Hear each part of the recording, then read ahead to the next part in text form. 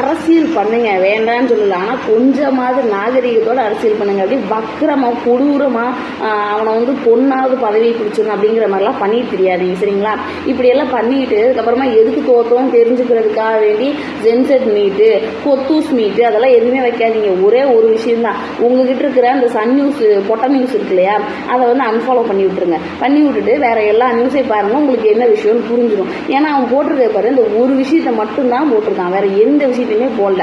அதுக்கு முன்னாடி நடந்ததும் போடல, அதுக்கப்புறம் அவங்க 2 பேர் கொடுத்த எக்ஸ்பிளனேஷனையும் போடல. இதுக்கப்புறம் இது போடுறானோ என்னமோ தெரியல.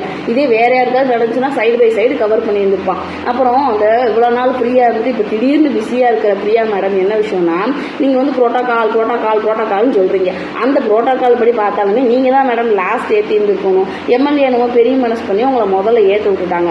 சரின்னு சொல்லிட்டு திருப்பியாவது நீங்க கொடுத்துருந்துருக்கலாம். சரி, நீங்க சொல்ற புரோட்டோகால் படினாலுமே அந்த பொண்ணு கையை நீட்டிருச்சு, ஒரு தடவை 2 தடவை கையை நீட்டிருச்சு, சரின்னு சொல்லி கொடுத்துருந்துருக்கலாமே, என்ன போச்சு?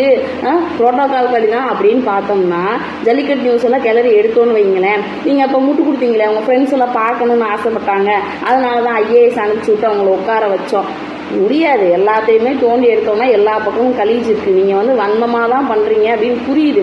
பண்ணி முடிச்சுட்டாவது இந்த ப்ரெஸ் மீட் இதெல்லாம் கொடுக்காம நீங்க பேசாம போகலாம். ஆனா நான் பண்ணதான் கரெக்டு, நான் இப்படித்தான் பண்ணுவேன் அப்படின்னு ஒரு வக்கரமா பண்றீங்கல்ல, கேவலமா இருக்கு. அவங்க வந்து மக்களால் தேர்ந்தெடுத்தவங்க, சரிங்களா? நீங்க வந்து கவுன்சிலரால் தேர்ந்தெடுத்தவங்க.